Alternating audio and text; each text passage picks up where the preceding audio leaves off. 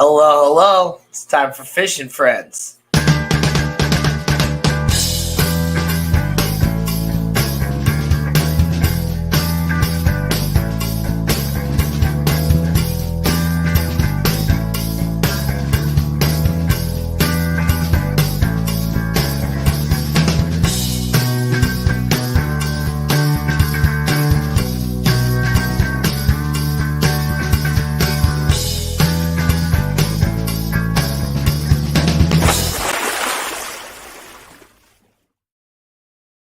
What's up, everybody, and welcome to another episode of Fishing Friends with Danny and Gina.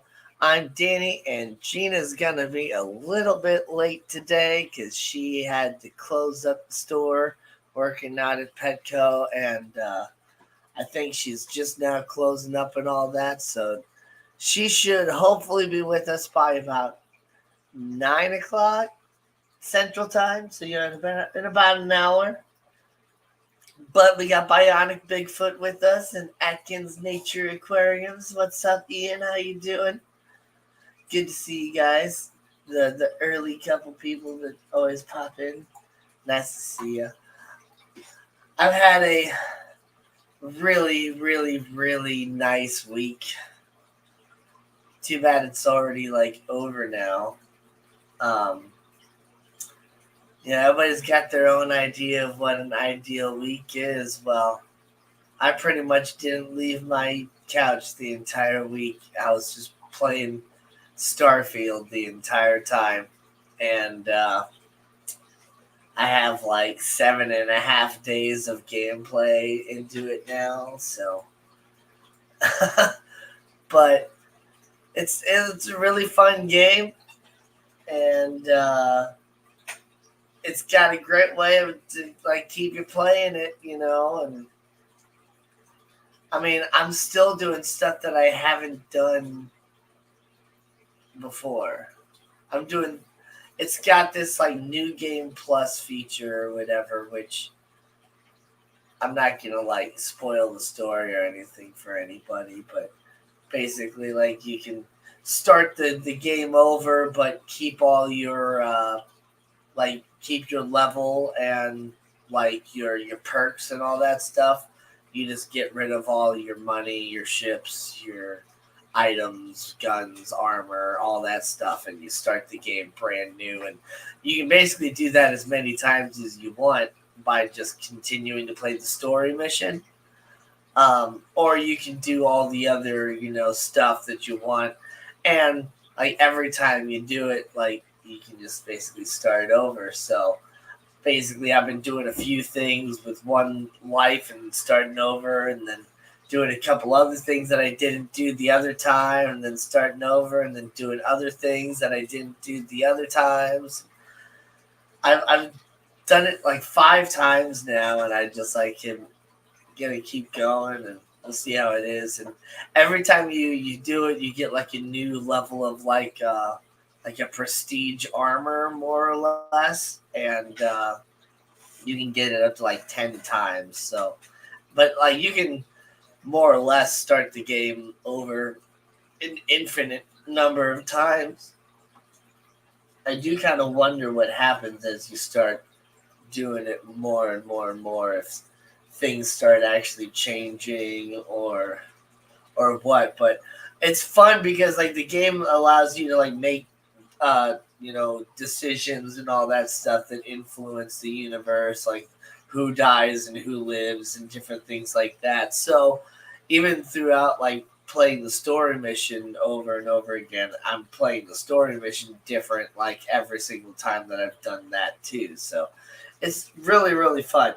Have I played that fish game yet? No, I have not. I was looking at that.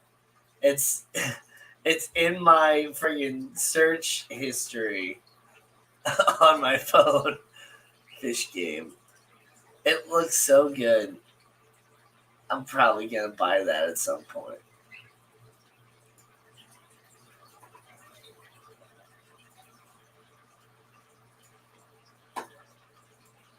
We got Sketty Nona joining us. What's up, Sketty? Picked up a new rig today, 93 Explorer, but low miles. All right. I like the old Explorers. Those are fun. It's really fun. Oh, so you've been playing it. Nice. Well, I will have to get in and join you sometime. Is there like a community or whatever to where like I should like have like a username I should search for, or is it like just completely single player, or I don't know. Um, yeah. I hope everybody also had a great Christmas, um, or whatever holiday you celebrate. I think really no matter what you call it, there's this American version of Christmas, and there's like a German European version of Christmas, and there's lots of different versions of Christmas even. So when I say like Merry Christmas, I don't necessarily mean uh like Christmas in like the sense of like a Christian religious person would say it, like, oh, Merry Christmas, the birth of Jesus Christ our Lord, or whatever, and I don't necessarily mean it either like I don't you know really agree with the whole idea of Santa Claus either, even though that's like the general idea of Christmas is with Santa Claus. But I just like getting together with family and hanging out and all that stuff. So that's what I like. Aquatic Moose. But I hope everybody had a great Christmas or holiday, whatever you celebrated. I technically have not celebrated mine yet. We're getting together at my parents' house tomorrow finally. So we'll see what it is, what all the stuff is. Cause yeah, my mom asked me like a couple things as to what she wanted to get me or whatever.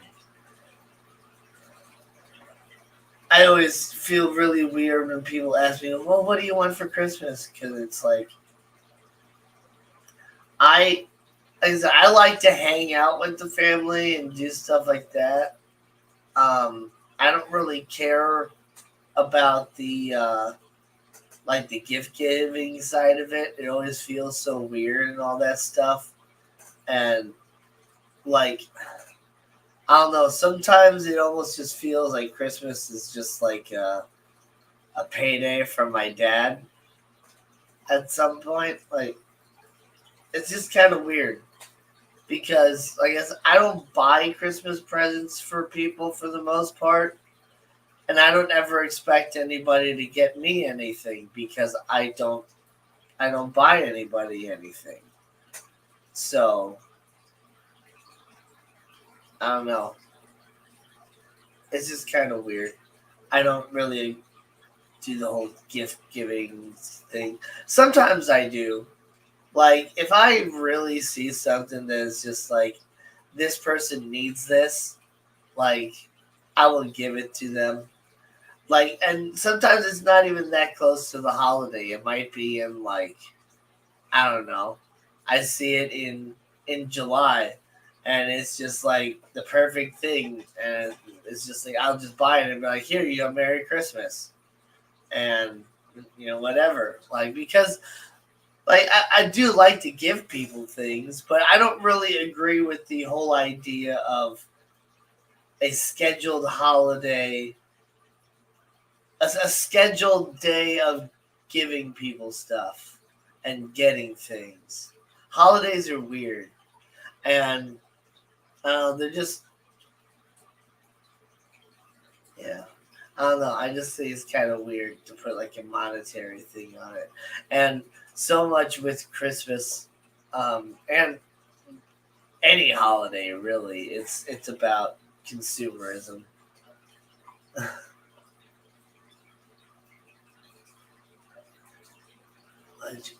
I got myself a red-eye, red-tail puffer for Christmas. $25 at the local fish store. How could I say no? Yeah, see, there you go. No, and I buy myself whatever I need too.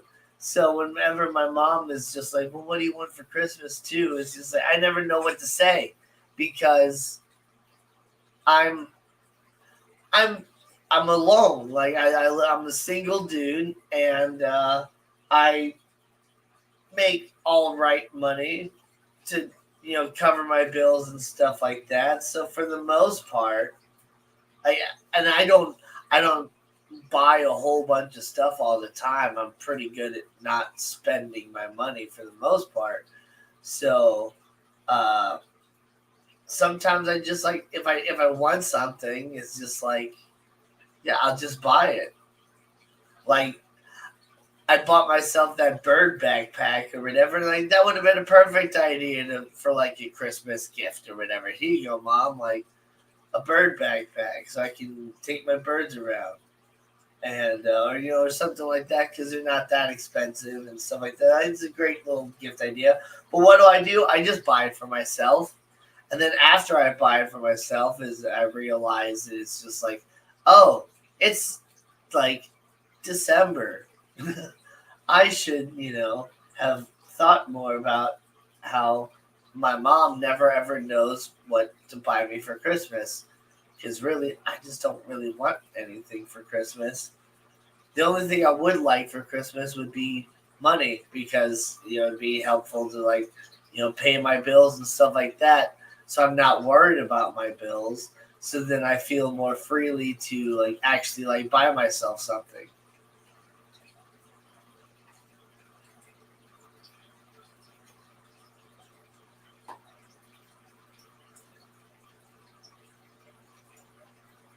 Wild insects can work better than snails, but it makes sense if that's what they eat in the wild. It took her about 20 drops to finally get the mealworms.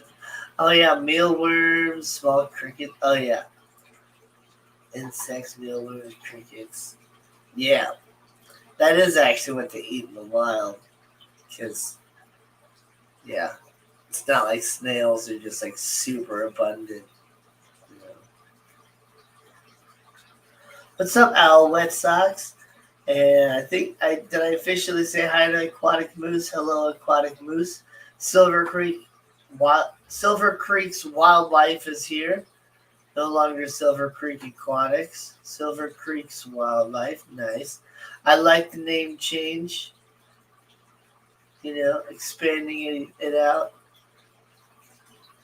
That's why, like, I do like my name Glassbox here because it's not like just specifically about fish. Like it's mainly fish, and that's all my parody songs are about is like fish. But you know, I have some knowledge on like terrariums and stuff like that. And there's a lot of different stuff that you can keep in a glass box. It doesn't have to be, you know, fish filled with water. Just the whole idea is about different ecosystems in a glass box and keeping an entire environment. Black soldier fly larva, yeah, that'd be like the best thing. What's up, Jeff Kane? When are we getting a new parody? Well, yeah, that's a really good question. I just lack the proper motivation. I have some ideas and all that, and I've been kind of working on it, but I've just been doing other things. I honestly have not been taking my YouTube channel too seriously. Just I do enjoy these, weekly live streams, hanging out with people and talking and getting through different things. I'm still Aquatics if you search for me, and still on Instagram, but I do more on here, so it's a mix. Yeah.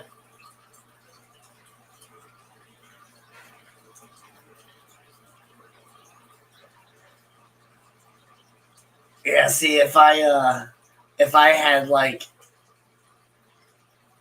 some of the parody songs that I have come up with, that really crack me up because I have a pretty dirty mind, like so a lot of the songs that crack like the parody stuff that I come up with that really makes me laugh is not YouTube friendly at all. And so, like, I don't even think I can, like, give you guys an idea of any of the, like, the stuff that I've kind of come up with.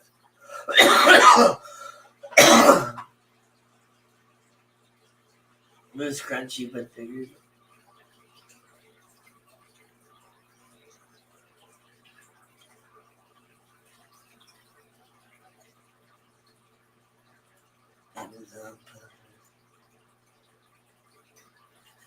Black soldier.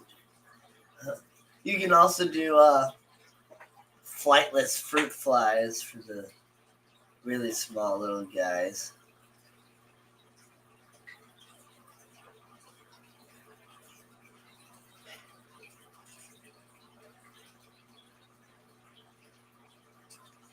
They're not like super crunchy, but there's a little crunch to those guys.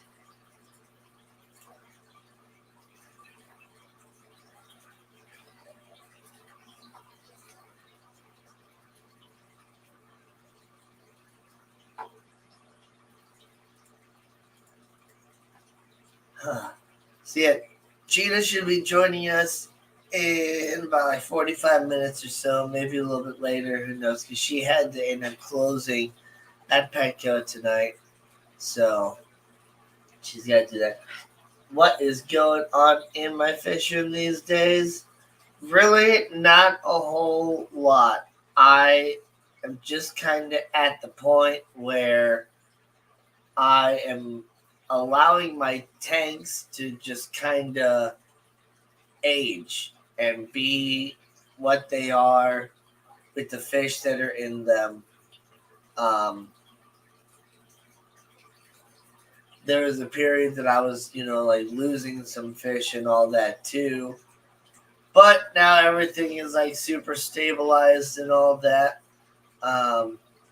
Sometimes I've gone out and gotten a few new fish. I did get some green glow cories for my purple glow betta tank out in my living room. And which tank is my favorite and why?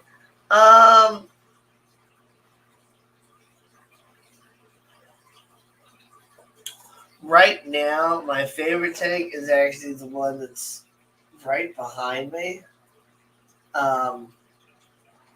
Because I've planted it pretty sparse, and just every now and then, like when I've trimmed in like another tank, I might just add a little bit of plants to it. But mostly I've just been allowing the little bit of plants to just kind of grow and expand and all that, and just kind of pulling off a little bit and just spreading it out and all that. And so when I look at it now, it's got overall the amount of green that you see. You gotta kind of scoot back here.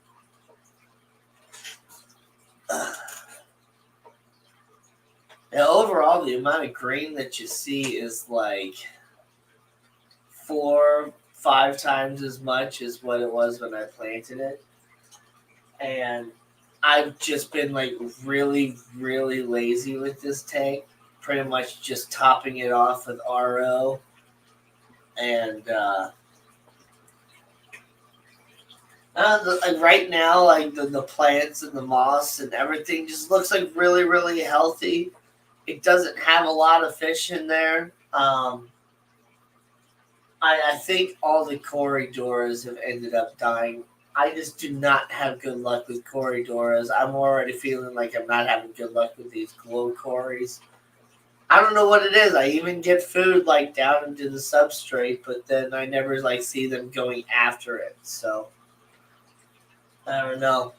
But there's still a couple baby swordtails from Rusty Wessel's collection that are growing out in there.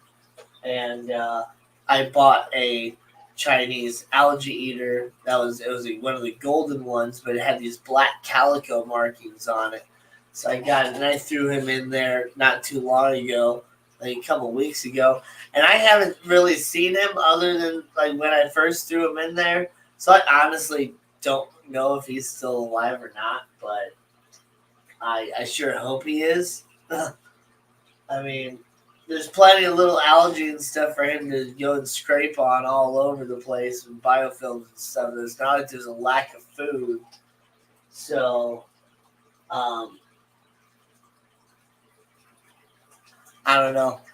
He might have just crawled behind the rocks and died from being scared or something like that because he was pretty small. But there's lots of different areas behind the rocks for them to like go and hang out. So it's a 55-gallon, and I like the hardscape too. It's a little hard to see the rock work and the wood from this angle because, well, yeah, it's got the dark blue background, and then like the rocks are kind of. Well, gosh, I'm moving my mouse around like you guys can see when I'm pointing at with my mouse. Like, okay, so like up here, like the rocks, I got like flat rock that kind of goes up in the back, and then there's like pieces of wood that kind of go along it too. Yeah, it's pretty nice. And then my baby mollies are starting to grow pretty good.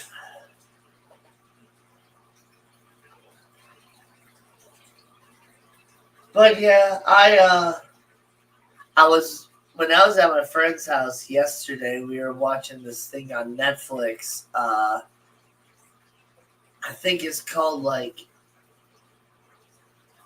Our Planet Earth or something like that or whatever. But it's narrated by Morgan Freeman, and it's talking about like the evolution of animals and different things like that, and early life. And it was one of the episodes we watched yesterday was about like the early ocean and like how like corals and all that were pretty much like the first life on Earth and different things, and showed some really awesome footage of a magenta nudibranch hunting anemones and some really, really cool stuff. But oh my goodness, Morgan Freeman said cephalopods. And he kept saying cephalopods. And I'm like, you son of a bitch. It comes from the Greek word cephalo, which means like the brain, because they're super smart. Like cephalopod, like cephalopod, not cephalopod, you son of a bitch. I hate it when people do that on these like super like scientific like documentaries and things. Like there was this guy, I don't remember what his name was. His name was like Frank Cousteau or something like that.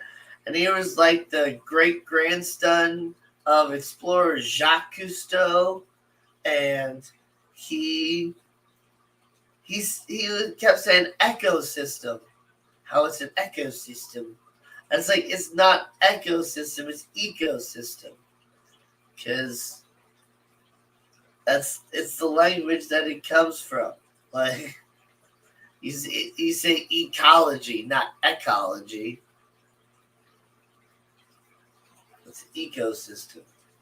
Like, pronounce things right if you're gonna like be a scholar, you know.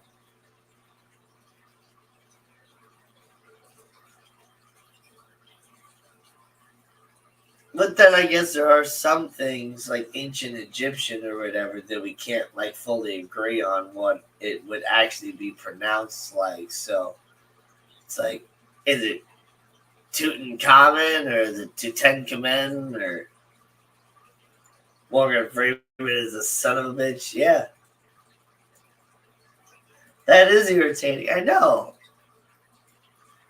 Psychedelic hippocampus. I love that name. Yep, I heard Hypensistrus would eat Malaysian trumpet snails, but I've yet to see it.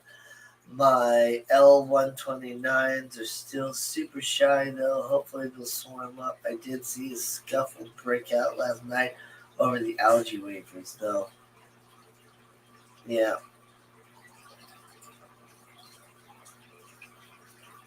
Well, the thing is, Malaysian trumpet snails are pretty much nocturnal, and most ancestral types or whatever are nocturnal as well. So they're active feeding on those you probably won't really see because it's going to take place when the lights are off and the room is dark. Because that's when the snails like come out of the substrate. And that's when those guys get super active. That's why, yeah, some people, they'll have their pleco in their fancy goldfish tank and they'll never see anything happening for the most part. But, one day they'll wake up and their goldfish will be dead and half eaten by, the pleco. And it is actually quite possible that the pleco did, like, latch onto the goldfish at nighttime and actually kill it. They don't do that quite often unless they don't have enough food, but most of the time, I don't know. In general, I have an idea of the people that keep goldfish, and most of the time they aren't doing it right. And most people that have a pleco in their goldfish tank don't really know what they're doing either, because I don't know. In general, when I say a pleco in a goldfish tank, I'm thinking like a 29-gallon with a bunch of fancy goldfish and a pleco in there. Like all fish that should not even be in that small of a tank, but they're doing it anyway. And yeah. If you have a giant tank and you're getting your pleco the proper food and all that stuff, you might be able to get it right. But in general, anyway, goldfish are temperate waters, and plecos are tropical waters.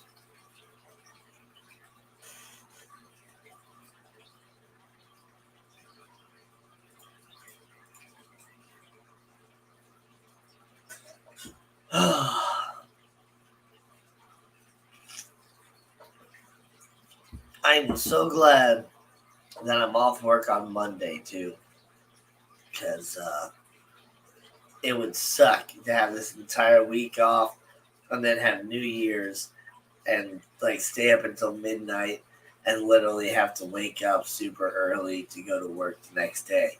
That would blow. Lady Diane, what's up? Good to see you. You missed the giveaway last week, Diane.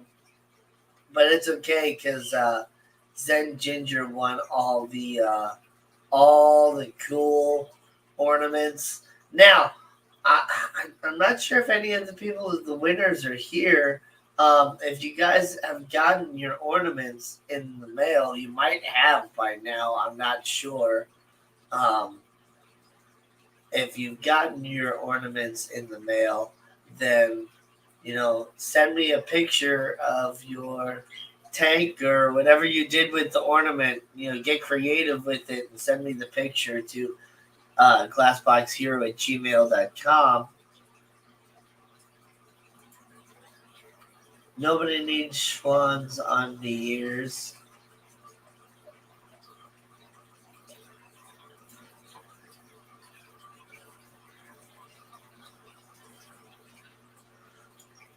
Oh yeah, you were out of town.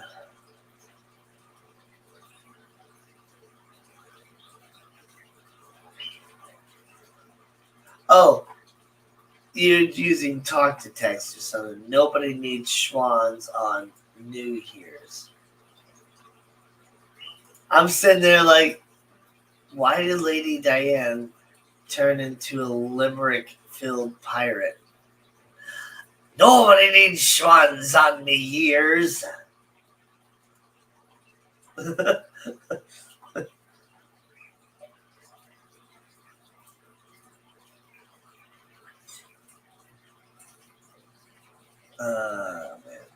Man. Speaking of Zen Ginger, there she is.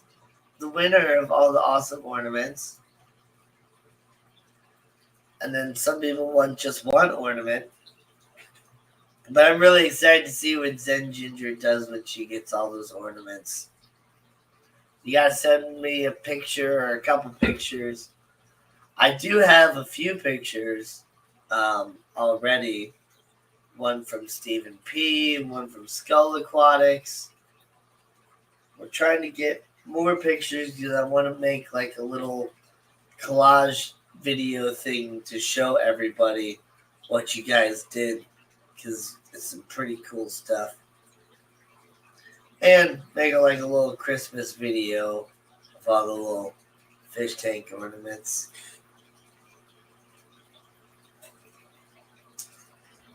It'd be fun.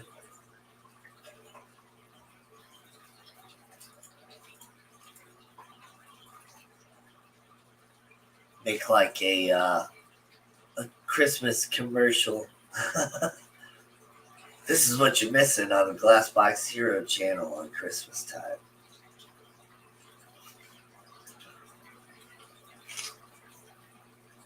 See, I get these ideas and then I just don't do it. I always miss my goat babies. But yeah, the whole reason I was talking about that documentary with Morgan Freeman about all the ocean stuff, it was showing some really, really awesome like 4K footage of like these different reefs with like cuttlefish and squids and corals and all these different things that it was showing. And I'm just sitting there like, God damn it, I need to get my saltwater tank finished. Because I got this one going with my mollies and stuff. I'm trying to get a bigger colony of mollies. But on the other hand, I'm not like sitting there like gut feeding and doing heavy water changes and stuff like that. Like giving them the really nice, breeding conditions to like boost growth and breeding and all that stuff. So, you get what you give, you put into it, and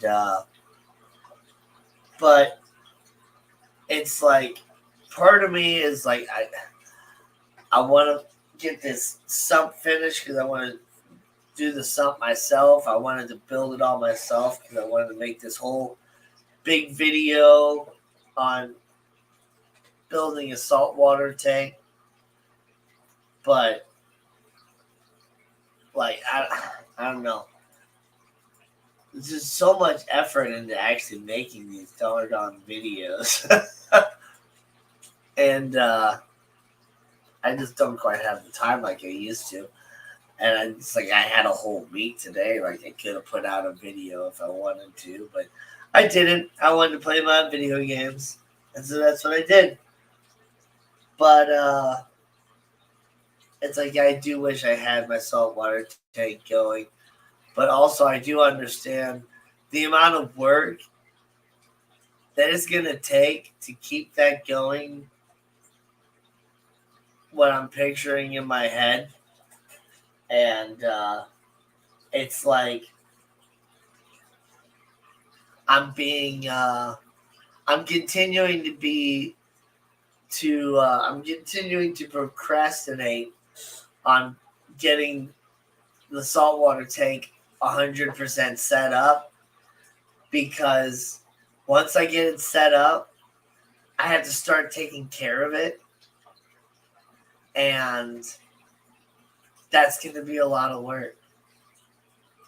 I mean, well, not like a lot of work. I mean, it's just going to be like, doing weekly water changes is going to be what the real, work is going to be. But, like,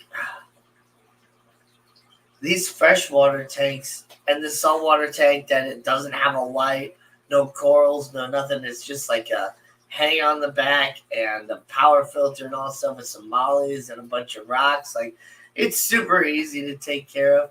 And my whole goal with like keeping fish and stuff has been like make it so easy that you can just forget about it. And God darn it, I made fish keeping so easy that sometimes I just sort of forget about it here and there, and don't feel like I need to really worry about my tanks. Like, oh yeah, I could do a water change, but I don't have to. And like, there's all these different benefits in the way that I set up these fish tanks and how long they've been running and all these different things now, to where it's just like that saltwater tank is going to be the complete opposite of everything that I've done so far. And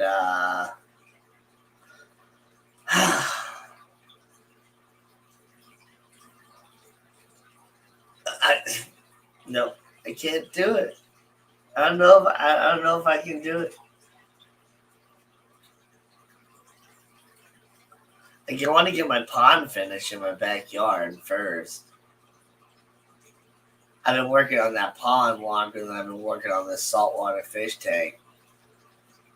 I started working on that because it was winter time that I started working on. It's like, well, I can't do anything with my pond right now, so let me work on the song. Is the salty life too hard? No, it's not. It's not too hard. It's just like it is hard. Like, it's not too hard. It's just it is hard, and I don't want to do anything hard. I'm about the easy life, and like I don't know. I like the results and seeing how beautiful it is after I put all the hard work of getting the tank all set up and all that. But yeah, continuing to do the maintenance on a lot of those things to keep it looking a certain way is where I tend to struggle on a lot of things. And it's a labor of love, pain, and more pain. Yeah, exactly. Pain, and more pain.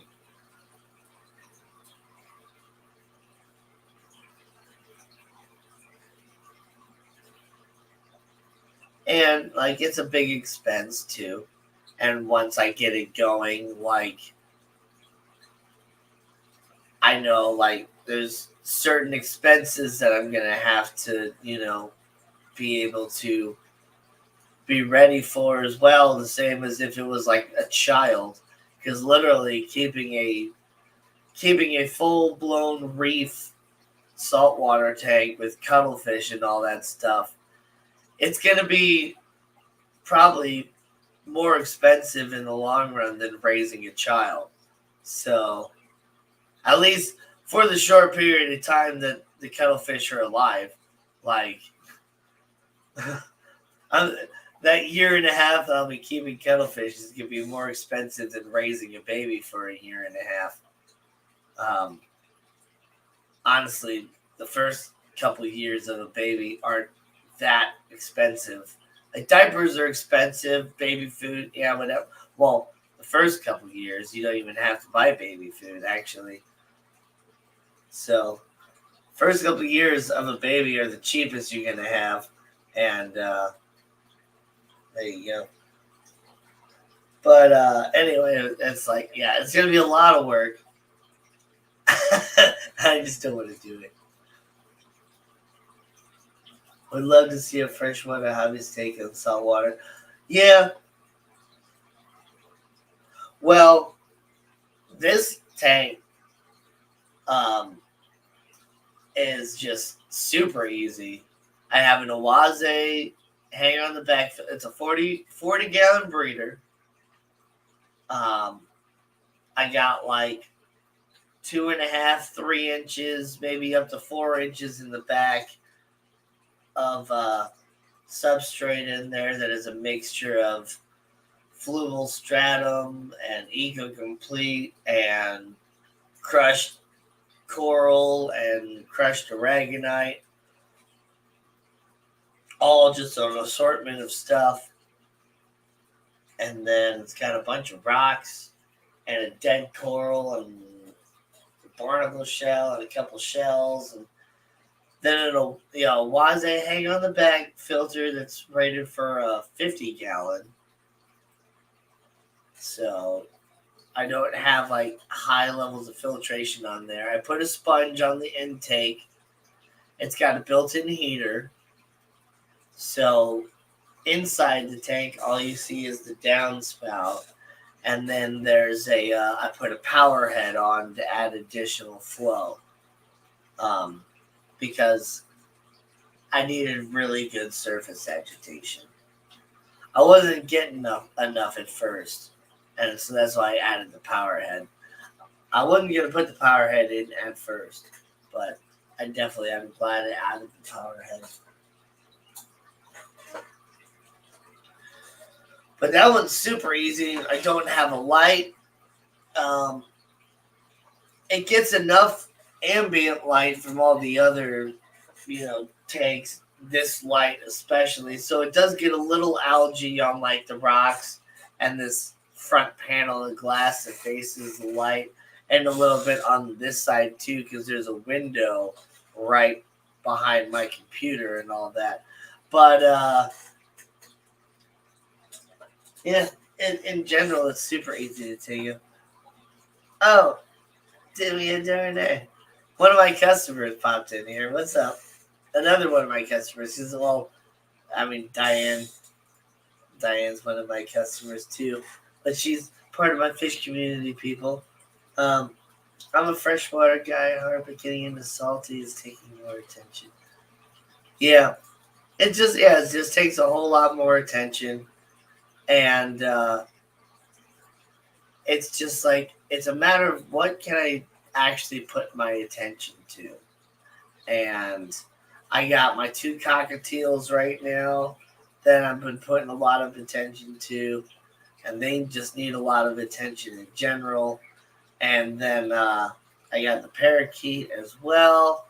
All these fish tanks need my attention, even though the way that I've set them up, they really don't need my attention for the most part. And next, after I finish my pond, next project to really get finished is setting up chickens, because that's more of a logical hobby that I can really enjoy. I enjoy spending time with my sister's chickens. I really, really love eggs. I don't like buying eggs, because sometimes I go in like super egg kicks and sometimes I don't. And I've caught myself buying a carton of eggs and then literally not eating any of the eggs, and then all the eggs go bad. Time for a break, but yeah.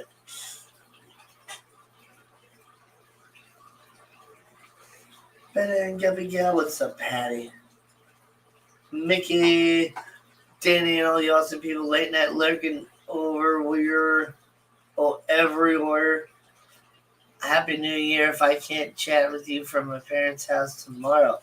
Yes. I usually buy just 6 eggs. Yeah, well, I mean, when you buy 6 eggs, it's like more expensive in the long run. And when I'm like on my egg kick, like I'm eating lots of eggs. Like I'm eating 6 eggs in one sitting, you know. So sometimes that's just how it is. And then it's like I buy my next carton of eggs and then I don't eat any of them. Whereas like if I was raising my own chickens, then one, I'm going to be raising bantam chickens, so they're going to be smaller, so I'll be making smaller eggs. So I'll need more eggs in the long run with that. And then two, like, oh, so I don't eat the eggs. Like, one, they are natural, fertilized, whatever eggs, so they're going to be the shelf life is a whole lot longer on those than the store-bought ones you're getting that are refrigerated and bleached and all that sort of stuff. And then, yep, I can always hard-boil them. I love hard-boiled eggs, egg salad. That's actually like my biggest thing with eggs is making egg salad. I love eggs. I love eggs in all forms. Egg drop soup, eggs over easy, hard-boiled, soft-boiled, barely cooked and runny, scrambled, all different, but however you want to make the eggs, eggnog. I like eggs. But yeah, if I don't buy them and I raise them myself, I wouldn't necessarily feel bad not eating them. Plus, like I said, the shelf life would be much longer. So if I, wait 3-4 weeks, they'll still be okay. Versus like the ones in the fridge. If you wait a couple weeks, those go bad for the most part. And then also in general, my goal is to be like, since I have 4 backyard neighbors, the way my backyard is set up, my backyard is like pentagon shaped. So it's not like a rectangle. It is like that. So I have a neighbor here, a neighbor here, a neighbor here, and a neighbor here, all in my backyard. And I'm trying to grow a decent garden and have all this different stuff and do like my miniature homesteading thing here in the middle of the suburbs of North St. Louis County. And like I would love to be that central person in the middle of my neighbors that could be like, so it's the yard of Satan, not a pentagram, a pentagon. But I'd like to be that person like, here, you need some tomatoes, you need some eggs. Like, what do you need? I got it. Like, I want to be that person that can be, the supply for people. Not just because I want to be able to have that supply for myself, and I like to, share things that I grow. It's nice to, I'm generous in that sort of way. And then also, if the shit hits the fan, my neighbors know who they need to keep alive because I'm the guy with the food. You gonna kill the guy with the food? No.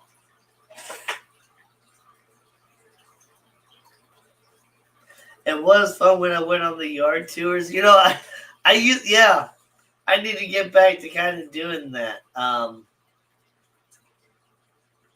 Yeah. I haven't streamed from my phone in a while. I've been like really spoiled with having a computer, and so that's why I haven't done a lot of those different streams like I used to do. Gosh, I used to just do a pop-up stream and hang out just right back by the pond. I got to get that pond finished so that I can do that again. Just hang out and do some pond chats again with the sound of the stream in the background. Because I'm sure you guys can hear a little bit of like my fish tanks and stuff going on in the background, but it's not quite the same as like a waterfall and an actual stream and all that. Yeah.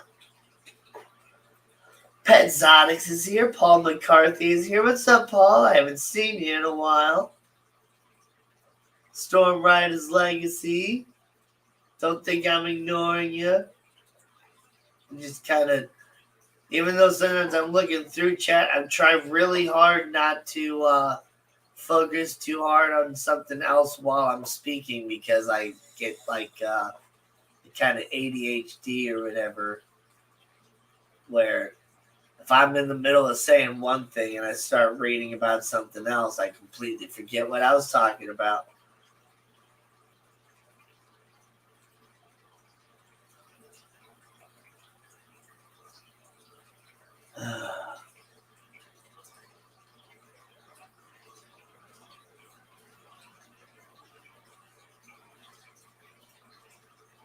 Kosher is bomb. I do like kosher stuff. Except I also like pork. The pork is very much not kosher.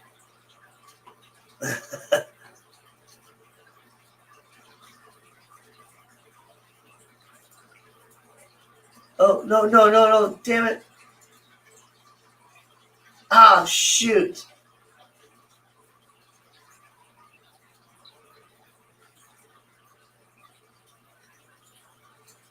Oh, no. How do I fix that?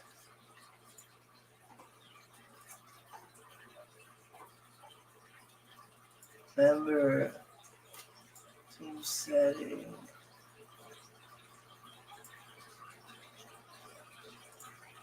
Oh, no.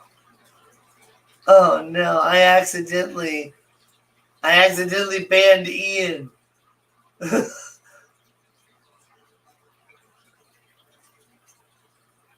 I did that on StreamYard, but does that do it on the Google side? Let me go to Google. Shoot. I was trying to highlight a comment and I ended up, dang it. People insured. No blocked users. Oh wait, no, Ian's still there. He's still there. Okay, he's not banned. Wait a minute. Okay. Hopefully StreamYard knows that it was an accident.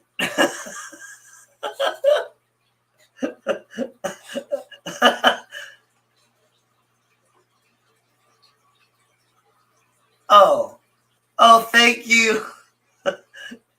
Thank you, Mandy. No more wrench. Oh, no. I'll fix that.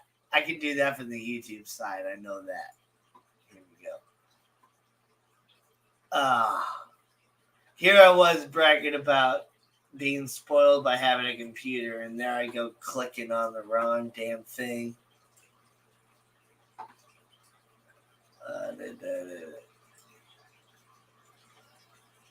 You don't want the wrench? You don't have to have the wrench. I'll make you a standard moderator. Just so that, you know.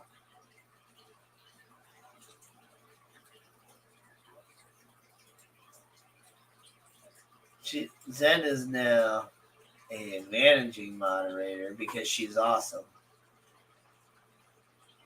She has been promoted because she knows how to fix the problems when I screw it up. But I did feel bad for blocking you, so no, you get your wrench back as a standard moderator because, yeah, YouTube has levels of moderators now. Scuba Steve-O, you still haven't put the champion in your name. Why not? You're not holding up your end of the bargain here. You said you were going to if you won at the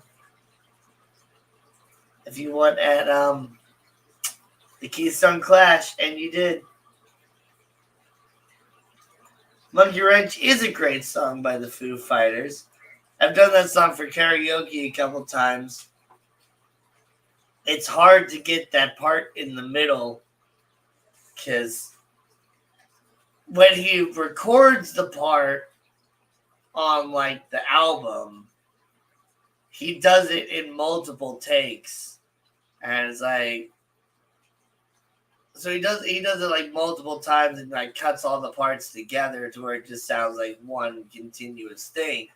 But like, it's really hard to do continuously because it's just like, it's like, what one last thing before I quit, I never wanted any more than I could fit inside my hand. And it just like keeps going. And it's like, wow.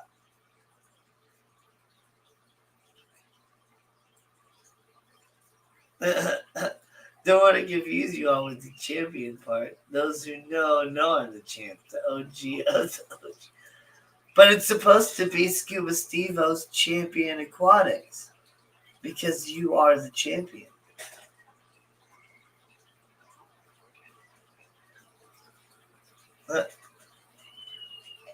Can you guys hear the cockatiel in the back?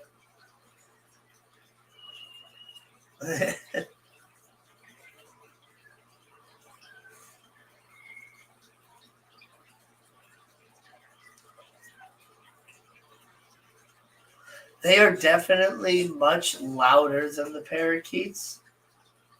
Like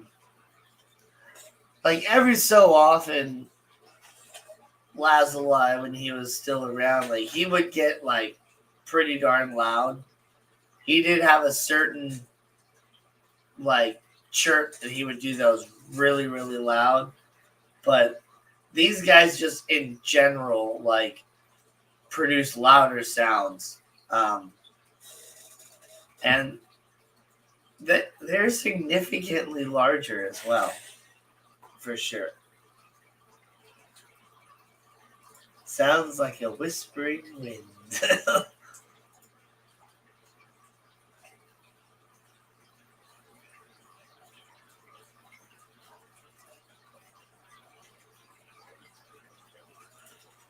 There's still no way to reverse a timeout, though, so you can still pocket mod. Yeah. Yeah, see, that's the thing is, it's like hit the thing, and it's like ban user, and it didn't even like give me the option to be like, are you sure you want to ban them? And just like, okay, they're banned. We're going to block out their comments, too. And then it's just like, it doesn't even give you the option to like click on it and be like unban. I didn't mean to. Like none of that sort of thing. It's so stupid. But luckily, yeah, Zen Ginger is just on top of that and just fixed that problem before it was even a problem. Like, gosh, Ian didn't even realize he had been blocked. He was already chatting again. What? I'm blocked?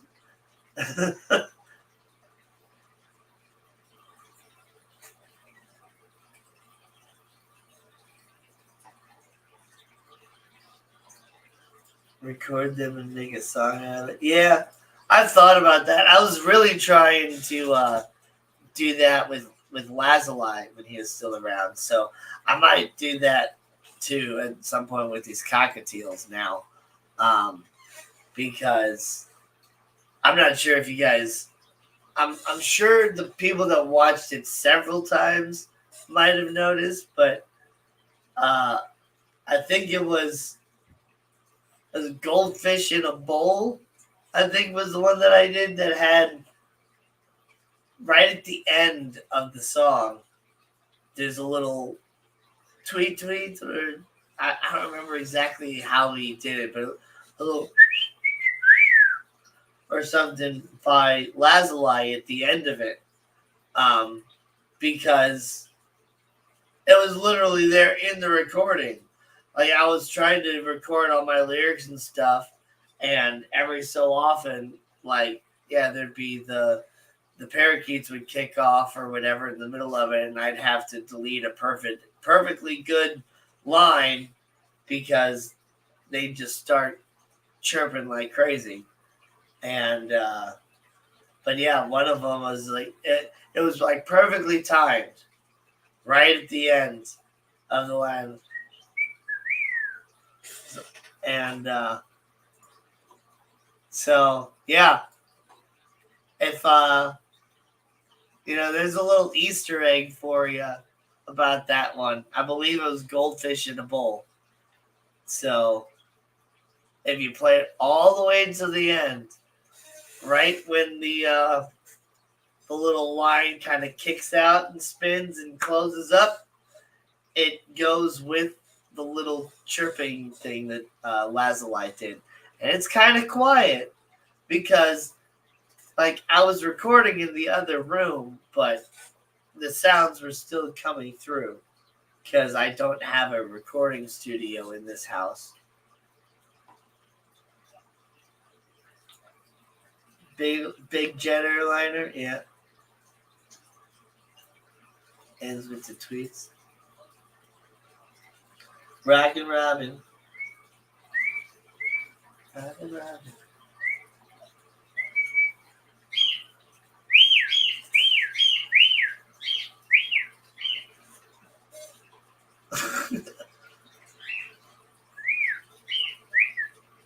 Birds are fun.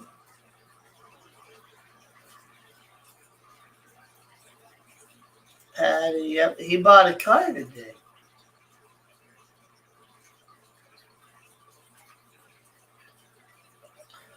On the phone is even worse. One little tap away from the band hammer. Could be anyone. Yeah. Oh, yeah. Forgive me. We found out the other day when I was watching, I think it was Fishy Biz's live stream, that CoralWorks accidentally banned me or blocked me on at least the CoralWorks channel. And I've accidentally blocked people before. But I just checked my block list again. Like, I don't have anybody blocked up right now at all. So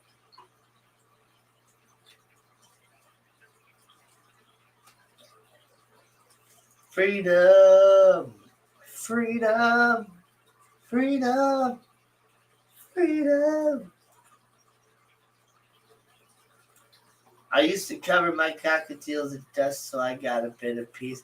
Yeah, that's what I did with the parakeets. I would cover them up at just when I would go to bed. I would cover them up. But with my fan and my bedroom door closed, it's pretty good at blocking out the sound. They haven't officially woken me up yet, but there's been times that I've been awake and then I happen to hear them making a little bit of noise afterwards. But not like immediately afterwards. Like they're the ones that woke me up. Like I wake up to, use the bathroom in the middle of the night, and then they start making noises. And as I'm trying to go to bed, I can like hear them a little bit, but that's it. They do have a really nice. I have a light set on a timer for them too. They have their UV sun lamp because that's good for birds as well. Same with reptiles, fish, all that stuff. They do good in certain types of UV with UVB and different stuff like that. So yeah, they have a light on them, and in general, they are much quieter when the light is off. But if I do something that gets them riled up or whatever, it is what it is. As long as you don't address it and you try to talk to them like they're a little baby, like, oh, I'm sorry, no, it's okay, I didn't mean to. Like, when you're talking in a soft voice, then they generally quiet down pretty good. It's been nice. I really like having them around. But yeah, 93 Explorer. with just over 75,000 miles on it. Oh, that is a hell of a deal. But yeah, I like the old Explorers.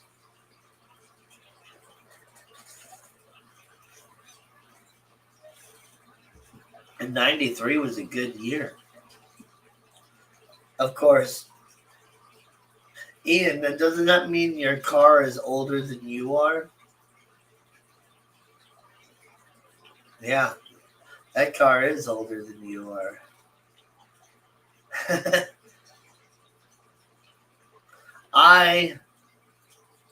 Let's see. I drove one car that was older than me. Just one car. I mean, other than like and we're not talking about the cars that it's cool to drive that are older than you. Like, we're not talking about like a 67 Challenger or, 63 Stingray. We're not talking about any of that sort of stuff. I'm talking about like a standard run-of-the-mill car that just happens to be older than me. I only drove one of those, and that was the I drove a 1980. I think it was 85. It was 1985 Geo Metro.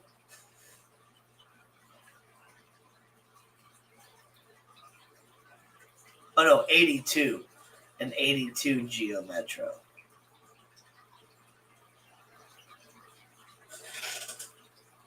Yeah. All my other cars, they were technically younger than me.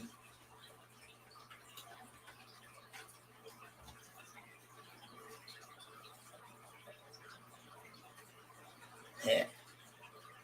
Oh my goodness. I searched 1982 Geo Metro. This one right here. This is the one that I had. This exact color.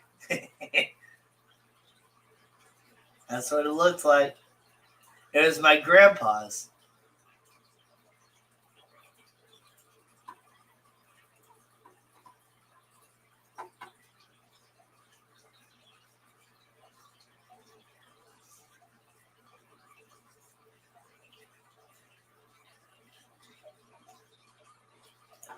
Okay, so she has joined us. I'm here. Sorry I'm late. Oh, it's okay. Well, I'm 8 minutes later than I said I was going to be, so I'm super sorry. It's just fine.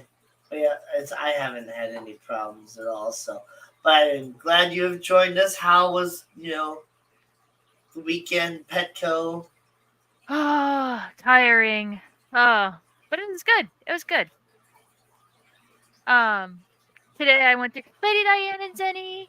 Finally, Gina. I'm sorry, okay? No, today I went through all of the small animal food and treats. Looking for expired stuff. It actually wasn't as bad as I thought it was going to be. So. Oh, good. Yeah. I like most of a cart full. I thought I was going to have at least 2 cartfuls. So.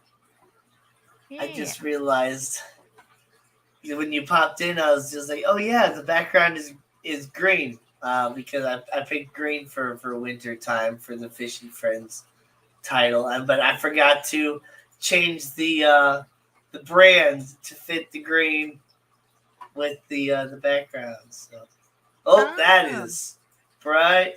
There you go. That's good. Here we go. Wait. Almost there. There, that looks close. All right. There we go. I might fine-tune it a little bit later. Yeah, it got a little busy whenever I was finishing up the small animal section because I was intending to do the bird section too. It's just the small animal side tends to get forgotten when going through looking for expired stuff, so that's where I wanted to start. But it actually wasn't that bad. It's kind of the same when at Pet Supplies Plus when I worked there too. Mainly because one person would start in dog on one side, the other person would start in cat on the other side, and they would eventually meet in the middle but sometimes the middle just wouldn't ever get done because they would never get to that point. Yep. So yeah. But yeah, how I was your like weekend? old cars. My week, the whole thing, it's been fantastic. Good. I had just pretty much spent the entire week on the couch playing video games.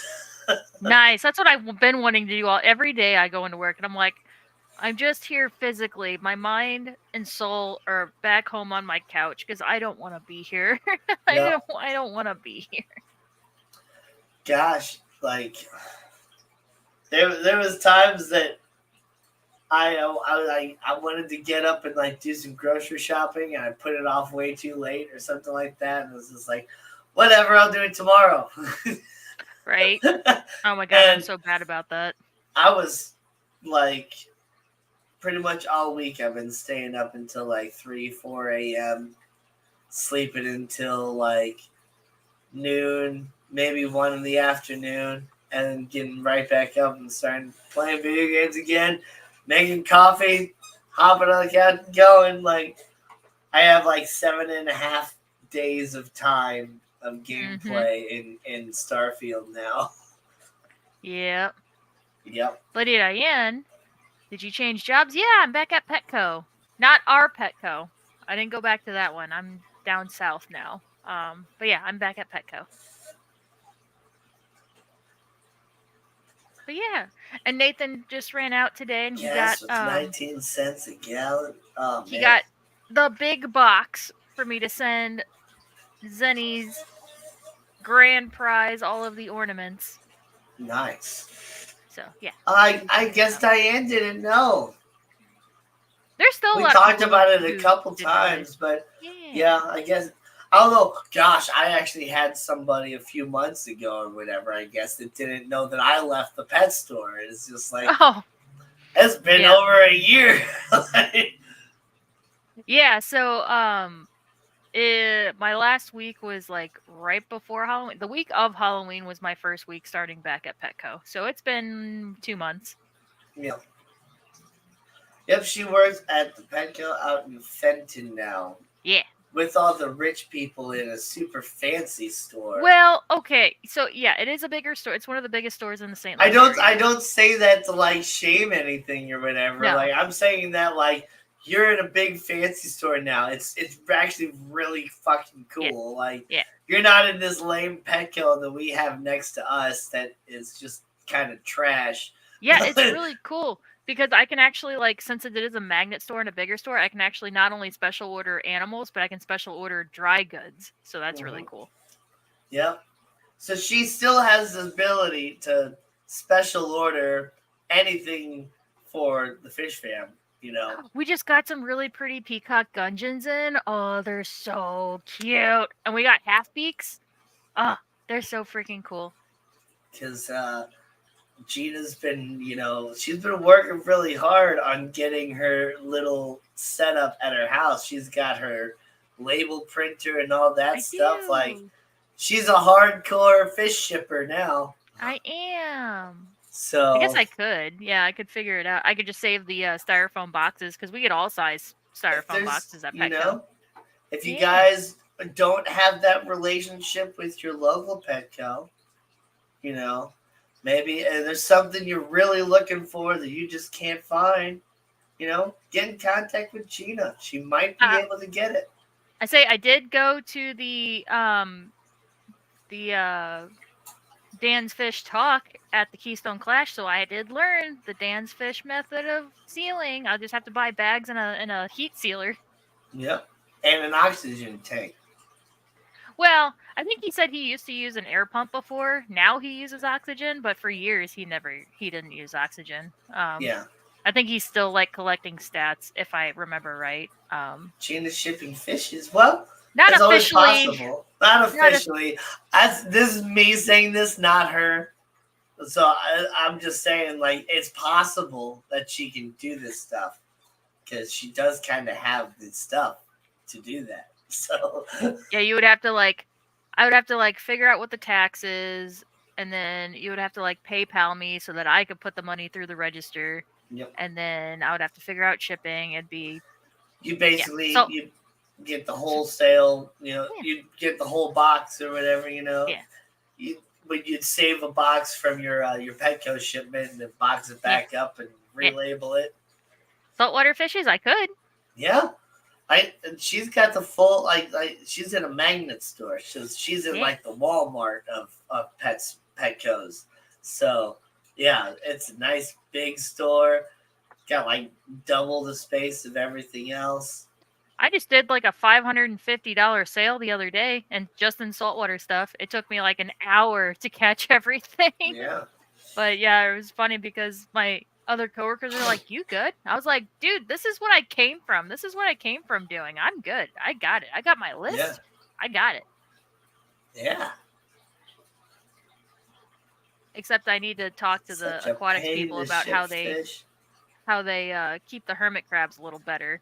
They I mix their don't hermit crabs with snails, so I have to like poke every shell to see if it's attached like a snail or if it's a hermit crab. So I'm like, "Can we separate these, please?" It I is a don't pain to ship fish. I don't think it's that much of a pain. It depends on the time of year, and I think Dan's Fish talked about it on his stream that it's easier to ship from what is it, warm? No, cold to warm than it is from warm to cold. So you have to like track the Yeah. weather and all that stuff. So Right. Well, I mean that sort of thing, yeah. But I mean, like if you're in the middle of, if it's good temperatures or whatever and all that, like I don't really think shipping fish is that. Like it's not as hard as some people make it out to be. Or it's not as hard as if you've never shipped fish before, it's not as hard as you think it is. you get a Because display at those, right? Yeah, yeah, we get display tanks. yeah, because oh, you actually get display tanks. Yeah, we get to set up like display tanks. Like we just did a oh my god, I forgot the term. Half water, half land type of tank because we got Paludarium. paludarium. Thank you. Because we got not fiddler crabs. What are they? Oh, Panther crabs. panther crabs, probably. Yeah, we Yeah. got panther crabs in, so we set up a little paludarium for them. Nice. And then we have some glow light danios, black harlequin rasboras, and we have the 2 half beaks in that tank with them, so that the fish add some movement. Nice. Yeah. Nice. Are you happy to leave the other place? Are you happy to leave the other place? Yes. How many fish have you shipped? I have not fished. I have not fished shipped. Yep. Mm-hmm. I've not fished a single ship. Nope, I have not. I have not shipped any fish, but I've received tons of fish, so I know what it's like to be on the receiving end of fish, which I think is a pretty good indicator. Right. And that's more or less how I figured out how to ship fish too. When I first did it, was just like, well, this is what I get when I order a box of fish. So let me just put all that stuff in there when I send a box of fish. Oh, have I shipped fish before? Oh. Yes. Yes, I have. I've shipped shrimp. I've shipped fish. I've shipped plants. I've shipped I've shipped lots of different things before. But yes, there's definitely sorry, go ahead. I think the biggest hassle when it comes to shipping fish is just the general expense of what it is. Yeah. The overnight or the same day or next day shipping. It's not like shipping a letter, that it's just a couple bucks or whatever it is. You don't even think about it. Like when you're shipping fish, like if they're not like paying for shipping, like it's a significant amount, and people don't always take that into account as well. Because I think he's still in here, even though he hadn't been saying anything in a while. Lando, I'm not to call him out, or anything, because it is what it is. But Lando was reaching out in a different live stream, trying to find frogs. He wants to raise frogs. What kid doesn't want to raise frogs? It's awesome. But he's looking for, to get a good deal on raising frogs. And so it's like, I have tree frogs that lay eggs in my water all in my backyard every single year. So I'm like, I'll catch you a couple of tree frog tadpoles and I'll ship them to you. No issue at all. And I looked up how much it was going to cost to ship it. And I told him how much it was going to be to ship it. And he's like, well, maybe we'll have to do it another time. Yeah. And, like I said, it is what it is. I don't want to call him out. I don't. There's no harm in that because I've had to turn stuff down too when it turns out to be more than what I was expecting in my head. And so that's kind of what I mean is like, if you've never shipped fish before, like you get all this stuff in your head about how difficult it's going to be. It's really not that difficult. You bag up the fish, you bag them up really good, and you make sure that there's nowhere for like the fish to get caught in corners or anything like that. But no matter what, the bag is going to slosh around. As long as the fish stay in the water, they don't really experience the sloshing around quite the way that you would think you would. Because like you're in the water, so you're just kind of moving with it. It's not like it's not like being shaken around in a car being back and forth. It's very different in the way that it works, but it's really not that difficult. You bag them up, you put them in a box, you add a little bit of insulation, and you put a label on there, and you send them off. Yeah. Zenny was talking about catching hill stream loaches. Yeah, it definitely was a learning curve trying to figure out that technique whenever I first was working at Petco, learning how. But yeah, you essentially, you just put them on the wall, or you put the net over them on the wall, you slide them up, and then I always would stick my nail against the glass to make like a ramp to kind of break that suction, and then kind of flip them into the net. Yeah, and just kind of poke them or whatever. Yeah, definitely that. There was this. I've seen people that they think it's a good technique because I guess it's worked once or twice, but they'll do the net up against the glass perfectly. And it's like, all right. And then what do? They take their other hand and they start banging on the glass. No. Get off the glass, fish, into the net, you. Like, it's like, yeah, I guess it might have worked once or twice, but like that's terrible. Don't do that. I never catch saltwater with a net. I always use a specimen cup, just because I don't want to rub off their slime coat because they're already sensitive, blah, blah, blah, blah, blah, and there's no guarantee on them. But if I use a specimen cup and I kind of if they're against the glass, and I have a specimen cup around them, then I'll put my hand on the other side of the glass, like if it's a divider, and I'll kind of go like this to kind of scare them. I don't actually hit the glass, but kind of like towards them, and then they freak out, and then they swim in the cup, and then, you pull them out. Yeah. Cup for the win. Yeah. Yeah, for sure. Homer the Clown Trigger has joined us. Sunfish for Fish. Haven't seen you in a while either, Sunfish for Fish. Good to see you. Yeah, a clear cup works the best. Because, yes, the new one. Yep, unscratched. Unscratched, clear, the clearest you can get it. A glass cup or whatever, because they'll swim into it. They won't even know that it's there. And then once they're in it, they can't visually see which way is out. So they don't just swim out of it right away like they do with different nets sometimes. You still want to spin it 90 degrees. So that way, all four sides. Once they're in, you hook them up and you still close it. But in general, it works better than a net because they don't immediately see where the escape is.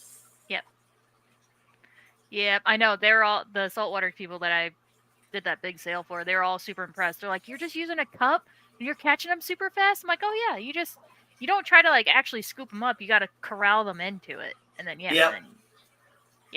more of a corral method rather than a scooping method." That's really what it's all about.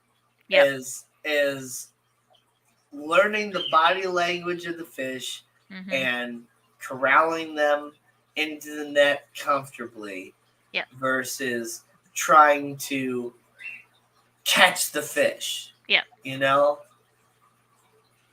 It's super easy whenever you're first getting into the tank and they're all like hungry and they think you're feeding them. Then yeah, you just like scoop them right up.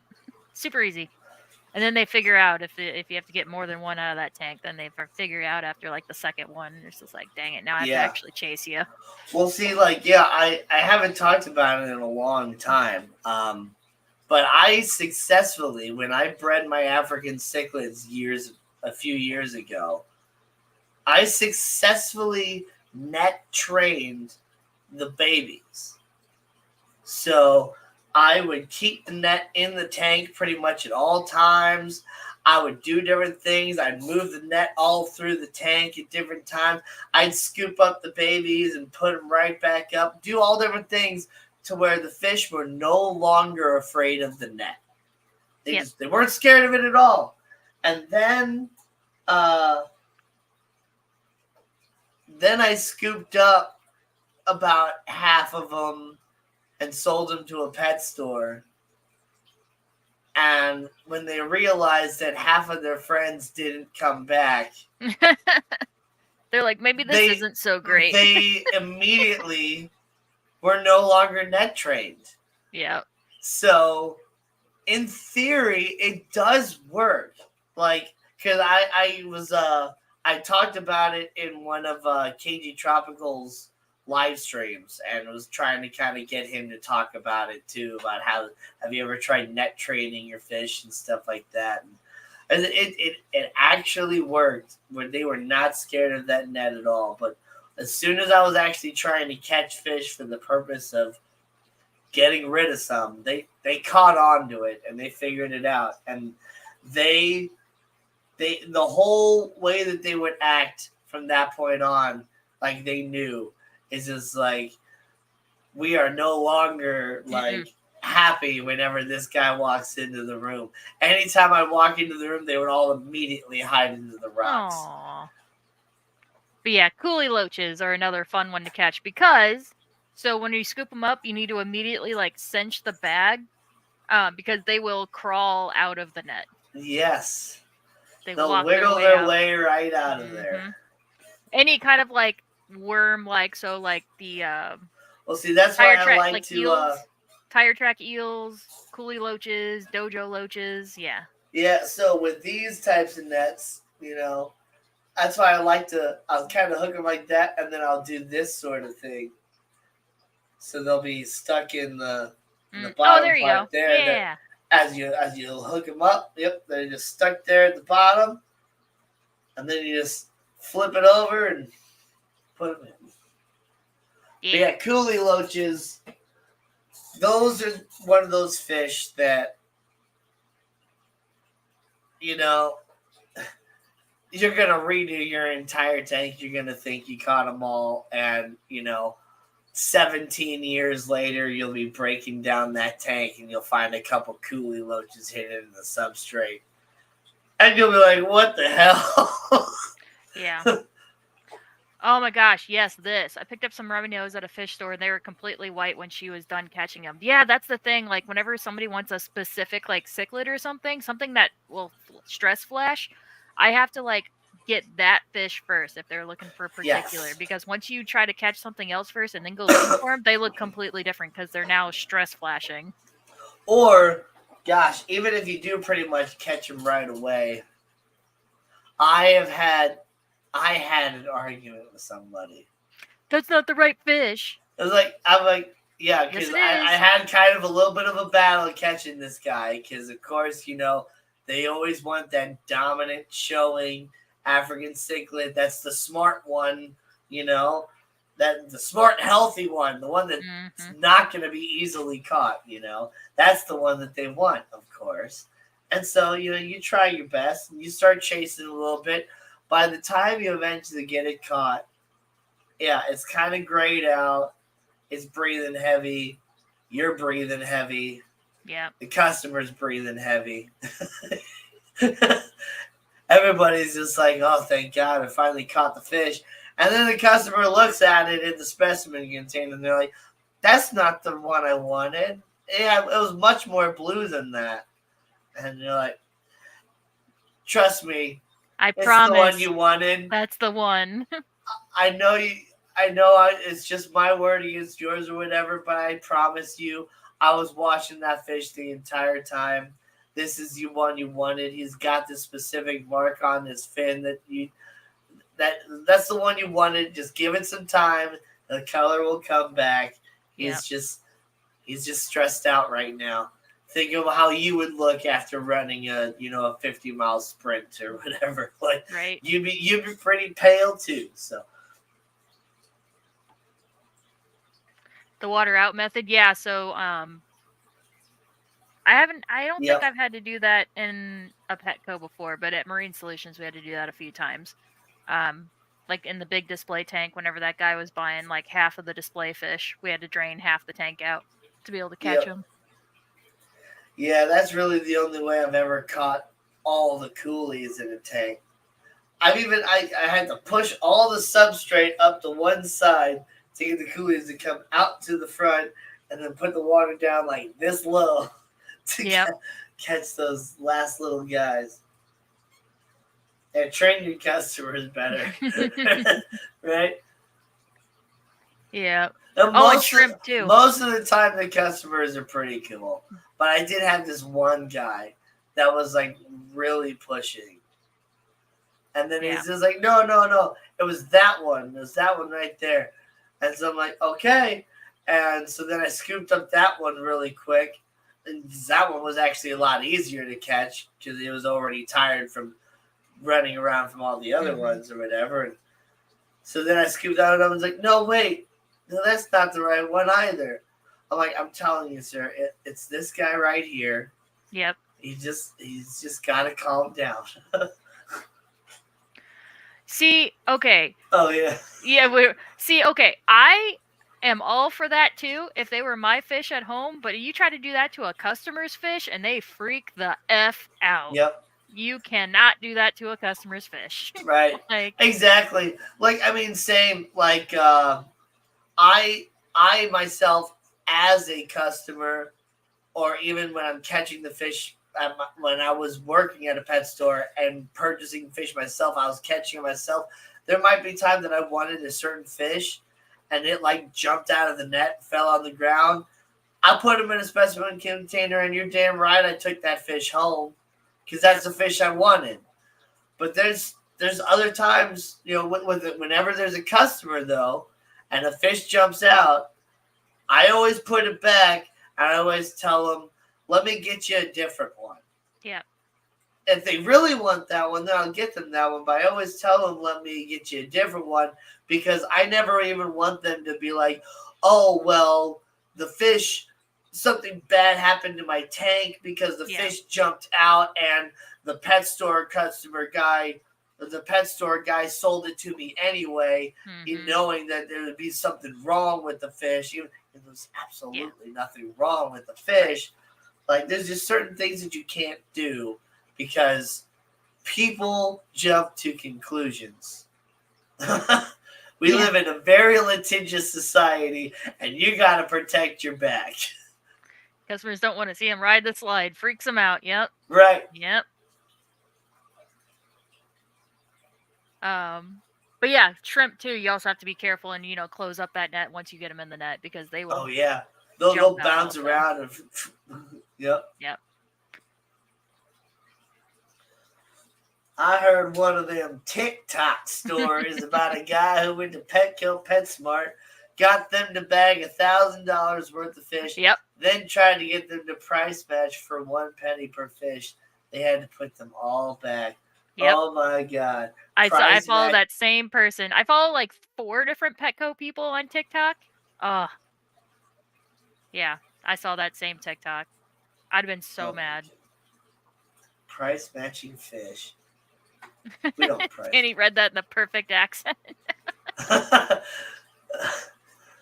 I mean, when somebody says one of them, there's a certain accent that people want. And then one of them accent. I'm I have playing with pouring. I love pouring resin. I have an LFS who is famous for training his customers. He is awesome.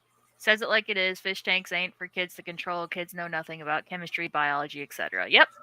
Oh Yep. yeah, now I my used to be really regular good about it customers, too. I trained them Mhm. very well. Yep. I had some awesome regular customers that went from being somebody that would put bleach in their fish tank because they thought you needed to keep everything perfectly clean to being a person that would be like perfectly welcome in this fish keeping community of like all these awesome fish keepers.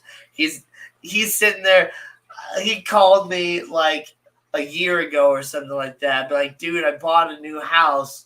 How do I move all my fish tanks? And I'm like, well, how many do you have now? And he's like, I got 15. I'm like, all Oh, right. that's it. But it had like four of them were like 200 gallons or bigger. Ooh. Yeesh. So I'm just like, carefully. Right. Oh my gosh. But yeah, like those, like I had people that they would ask all the right questions, and they would get all the answers that they wanted, and it made that job so worthwhile. Yep. And that was the only thing that was keeping me there so long, with the crappy conditions that I had to work with my boss and all the different things. And I'm not getting into all that again, but though that was just the best part of the job. And then they would like hang out with you for a little bit, and Yeah. And then and I'd someone get in else. trouble for talking too long, but Yeah. it was worth it. Well, somebody asked me not that long ago on a stream. I forget. I think I was up on Vibe stream. Somebody asked, they're like, "Hey, do you get offended whenever another customer jumps in when you're helping somebody and like almost like validates or validates what you're saying?" And I was like, "No, not at all. I loved it." And If so they yeah, you build validate the what I'm saying, that's very yeah, validating. or like how they You jump in know, and like also give tips and stuff. I'm like, if a if it's customer, along the same, yeah, yeah, if they jump in and they just start helping, I yeah, just shut up and I yeah, just let them stand back. take over. Because honestly, that's the same thing I did when I was a customer before I even started working there. I just started jumping in and helping because, well, when it came down to it, I knew more than any of those pet store people did anyway. And, also, but when I was doing it and they took over, like, sometimes I get tired of explaining these things over and over. It is very repetitive. So, you know what? Go ahead and let somebody else do it. I'll focus on catching the fish while this person focuses on making sure that they're all ready to go. makes it easier on me. Yeah, so the regulars that hang out that you build these relationships with, they purposely will actually come hang out.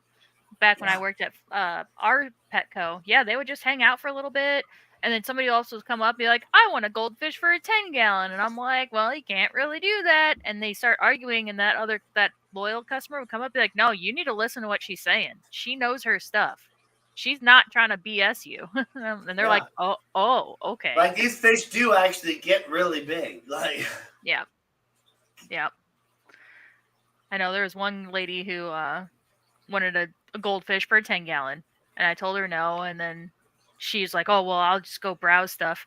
And I helped two more people after her, and she came up to me afterwards. She's like, "How come you didn't ask them about their setups?" I'm like, "Well, that one has a 10-gallon tank with just a betta, and then the other guy has a 250 African cichlid tank. They're in here at least once a week, so I know them. That's why I don't ask them those questions every single time." So Yep. Yeah, but I mean, I've gone to, well, okay, so I started going out to Tropical World Pets. I had been there several times, but there was a guy that I hadn't seen before, and so I'm sitting there. I had been looking around for a while, walking around, really scoping out what fish I wanted because I had just just set up my 40-gallon breeder. I was gonna put all my bettas in there for the betta sorority, but I wanted to get a couple other fish in the tank to kind of get it established and all that. And so I was gonna buy a super red longfin pleco, and he started going through like, well, what size tank you putting him in?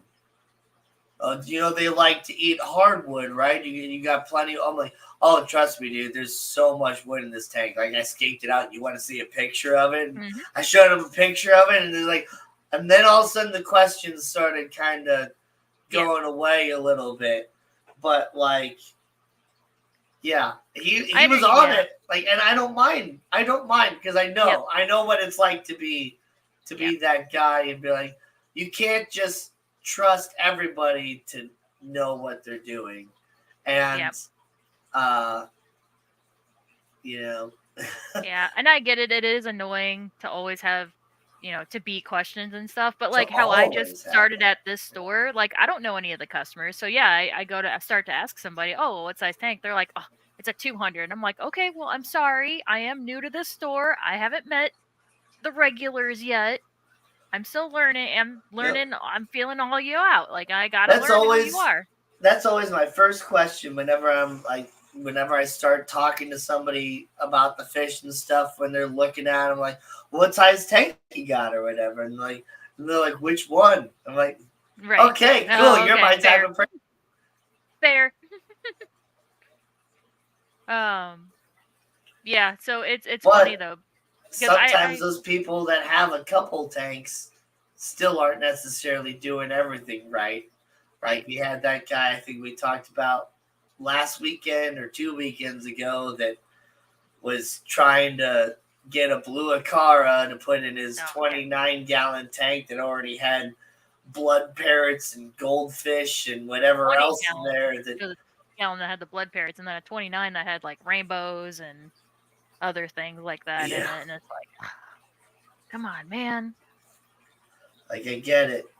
You see a fish and you want it, and you're trying to turn yourself into a fish collector, but you're going to have to set up another tank, bro.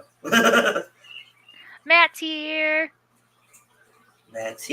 Didn't officially say hi to Susie Q Aquatics and Exotics. Great to see you, Susie Q. I do I've experimented with resin pouring and all that stuff as well. I actually encased my first pet tarantula's fangs in a little cube of clear resin. It's pretty cool. One of these days I might actually grind it down and turn it into a pendant or something.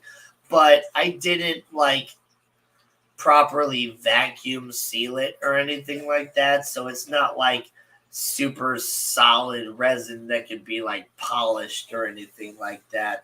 So I kind of feel like if I started kind of cutting through it, I would lose the ability to even see it nicely like it can.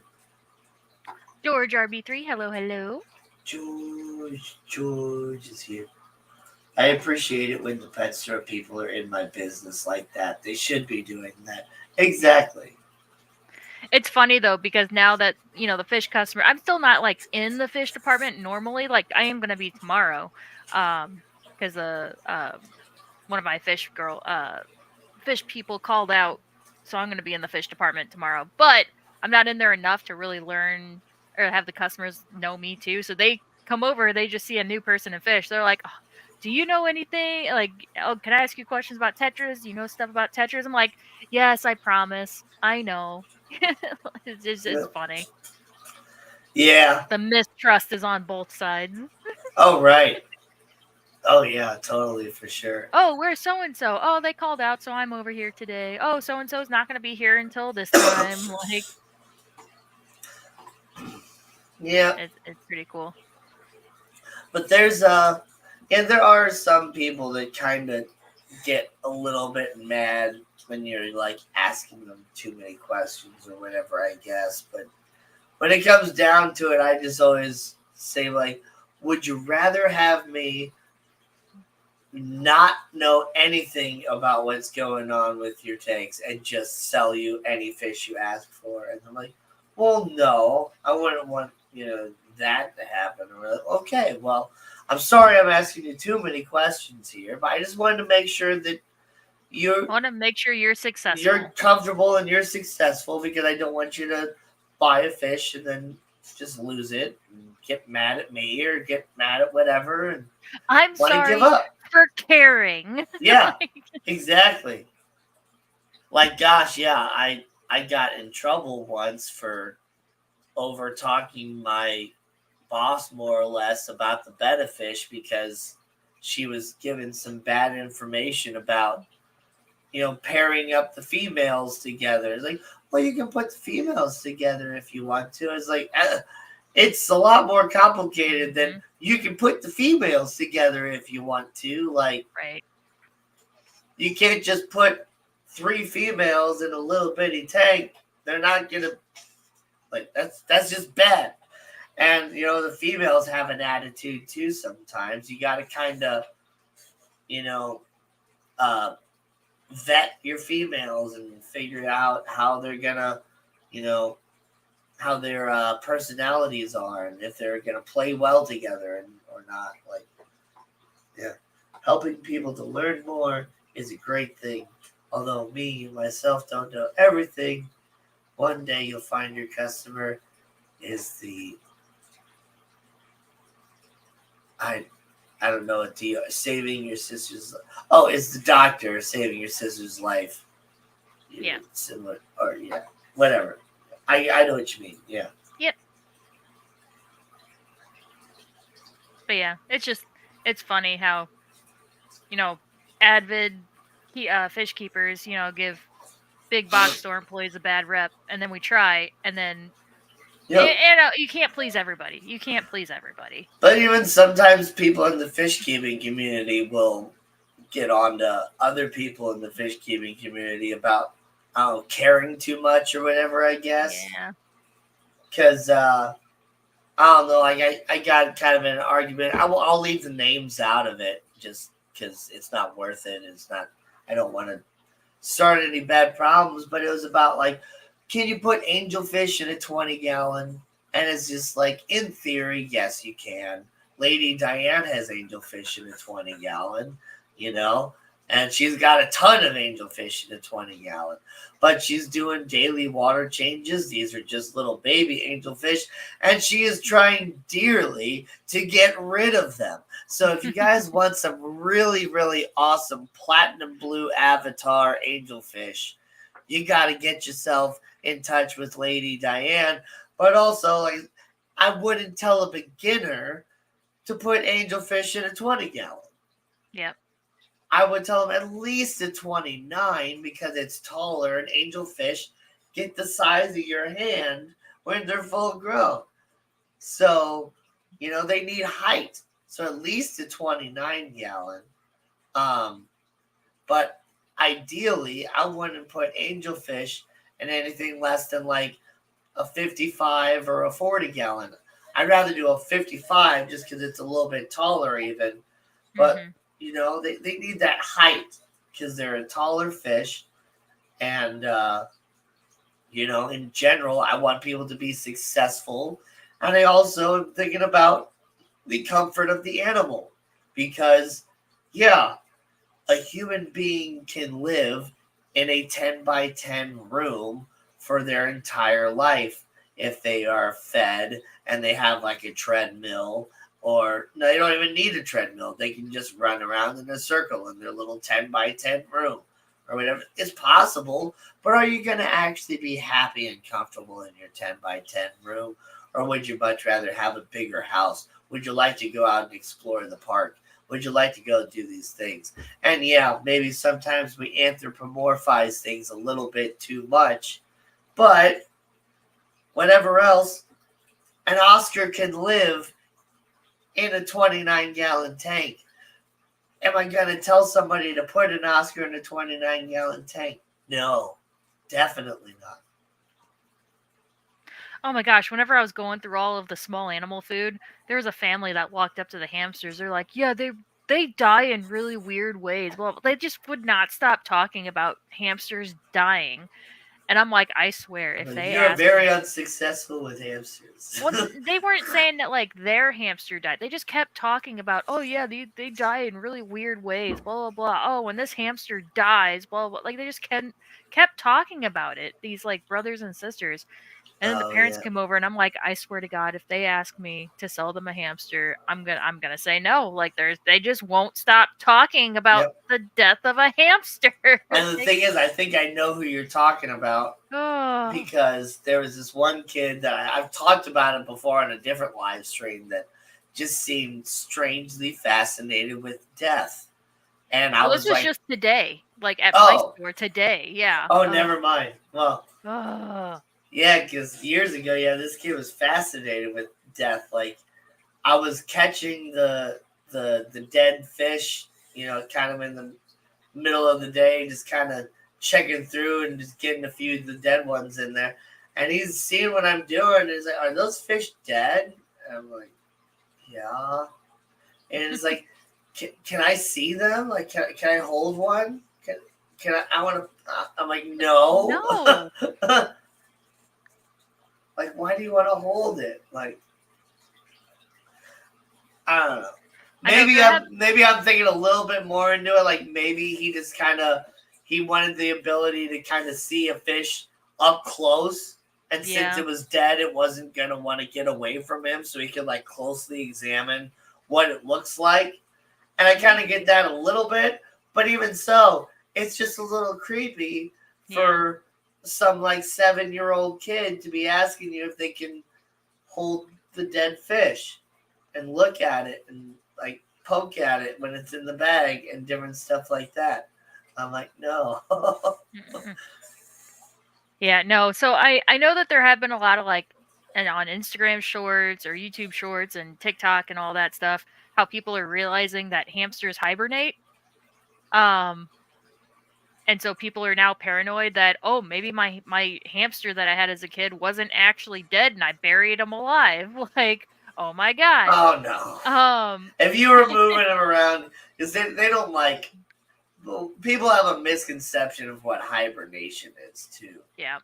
Like hibernation doesn't mean they literally like clock out and you can't wake them up for 3 months.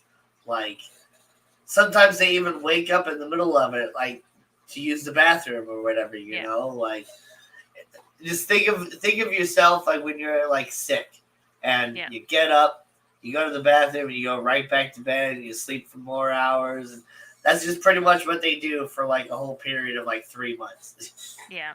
Yeah, I say they're not going to be cold and stiff and yeah. But it's just like, and even if you did bury it alive, unless you put it like in a plastic bag, like in a wooden box or something, it would be able to like chew through a cardboard box and it would dig its way out. Like they tunnel in the wild, so they know how to dig and stuff. Yeah. Oh yeah. And see, that's my thing too. Is after getting into like natural fish tanks was a big like groundbreaking stepping stone for me. Like it really opened up my knowledge into how to properly care for animals as a whole. Like I never really thought about keeping a hamster in the natural way. Mm-hmm. And then I looked up a YouTube video. There's all these videos about it, but there's some really, really awesome videos about people keeping hamsters in bioactive vivariums full of dirt where they actually grow little plants in there just for the hamster to dig it up and eat it pretty much right away. Yep. Like, and it's just like, the gardener in me is just like, man, it sucks to plant all these seeds just to have the sprouts pop up for you to eat them right away. But that's what the point is. Like, yep. And it's really cool doing that with hamsters. There's people that do it with lots of different animals. And gosh, my bioactive paludarium that I have here with the waterfall and stuff, like, I never would have even gone into that if I hadn't gotten into like natural aquariums and fish keeping and all that. That's what just set me on this whole new journey of, well, gosh, if you can keep an aquarium this way, like, can't you keep other stuff this way? Like, how do you do this with land? What's a cycled tank when it comes to a terrarium? And Right. then I got like springtails and isopods and all that other sorts of stuff, and it's just like you can do so many different cool things. And I think if I ever were to get a hamster again, I'm gonna make it a big old plot of dirt. I'm not Yeah, like gonna a 60 put. breeder. Yeah, I'm not. Yeah. I'm not gonna, you know, put it in a cage with tubes and like a water dripper and stuff like that, because that's not at all what hamsters deal with in the wild. Same with like guinea pigs. Guinea Mm-hmm. pigs don't deal with that in the wild. Guinea pigs are more like rabbits. Yeah. They have a burrow, but then they come out and they just eat grass and carrots and whatever else. And Oh my gosh, so I usually it's called closing animals, but I usually at night, make sure all the small animals, the mammals have all their food and water for the night. So the guinea pigs recognize me now as the bringer of hay.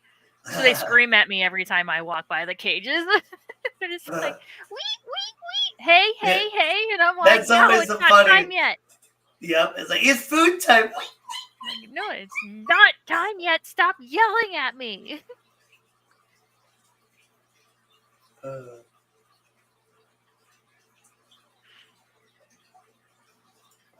Are you a she is moderator a on every fish? moderator on Pretty every much. fish channel because Mandy is the best, and she's on it. Like, She's on it. gosh, it happened earlier. I accidentally clicked the wrong thing when I was trying to highlight a comment and banned Ian, No. and Zen had unblocked him before I was even able to like figure out how to possibly unblock him myself. And she's like, "Don't worry, I took care of it." I'm like, "Oh, okay." Cause it says I don't have anybody blocked. Oh no, how do I unblock him? She's like, "Oh, I took Right. care of it." I'm like, oh my god, Yeah, I thanks. got it. I got it. Ian It was used to be. unblocked before the chat delay or whatever even was able to for me to say that he was blocked, because he was already chat was like, "Wait, I'm blocked? Oh wait, no, I'm not." I'm good. But yeah, it used to be that way with the fish too at my last Petco. Since I was the aquatic specialist and I fed all the fish and everything, I would just walk by the tanks and all the fish would follow me. They would always call me the fish whisperer, like the mermaid, the one who talks to the fish, because Yep. they would literally follow me as I would walk past the tank.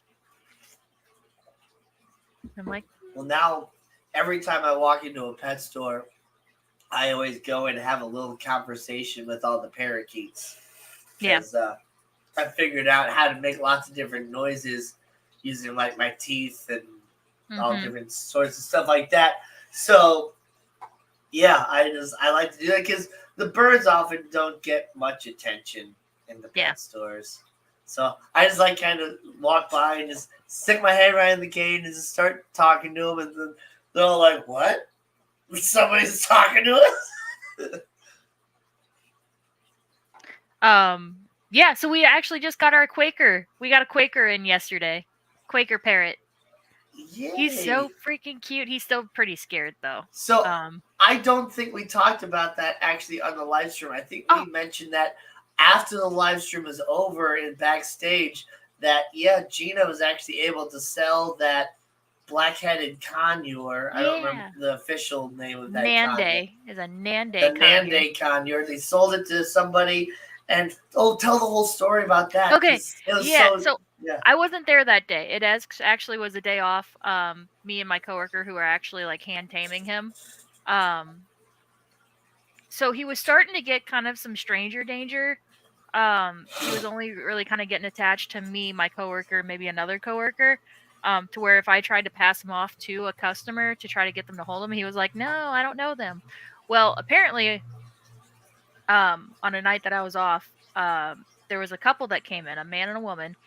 The husband had been wanting a bird for a long time, and the wife kept telling him, no, no, no. Well, finally she says, all right, I think we're ready. I'll go ahead and let you get a parrot. So they come into Petco, my Petco, and the animal manager was there, and he got, his name is Ralphie. He got Ralphie out, and apparently the Ralphie went straight to the husband, like immediately, no problem, just instantly took to him, like stepped up on his hand, was cuddling him, letting him scratch him, and they went to take Frankie back or Ralphie back to put him, in a carrier, and they were acting like the other, like my coworkers were strangers. Like he was not wanting to go back to them. So Yep. he chose his person. It was like an That's just instant so awesome. bond. Because I know what that's like. Yeah. Not with a bird. Well, I had a really, really good relationship with Lazuli, though it was short. But like my cat Tundra, like she chose me. Like she came up to me and the group of kittens and all that stuff and started cuddling with me. None of the other cats wanted anything to do with me, but she wouldn't want me to put her back. She just wanted to hang out and keep cuddling with me. So I was like, I think this is my cat. Like, yep. So it's really, really awesome when the animal chooses you. Yeah. So he chose his person. He went to a good home. So yeah, we got a new parrot. He just came in. Maybe it wasn't yesterday. It was the day before. My days are getting all mashed together. I know what that's like. Yeah, it was on Thursday. He came in on Thursday. So you got a Quaker parrot now. A little green. He's a green boy. A green Quaker. I love the Quaker parrots. We're a little bit over, but I'm gonna go ahead and show people real quick the Quaker parrots because they are just awesome here. Yeah. There's blue ones and then there's green ones. I think there might yellow. come in a couple other rare colors too. Yeah, the there's blue yellow ones are just my absolute favorite because gosh, look at that, right? Color. It's a little bit more vibrant than what they are usually. They're more like kind of like the top right. They're more like a dusty kind of blue. Yeah, like that color. Yeah. But Quaker parrots are great because they are a little bit larger. Like they're about the same size as like a conure, but they're a little bit stockier. Mm-hmm. They have a little bit bigger feet and a little bit thicker beak, but then they're very much like an actual, like their parrot. They're very vocal, very mimicky, talky. Yes. Very very good at learning to speak. Yes.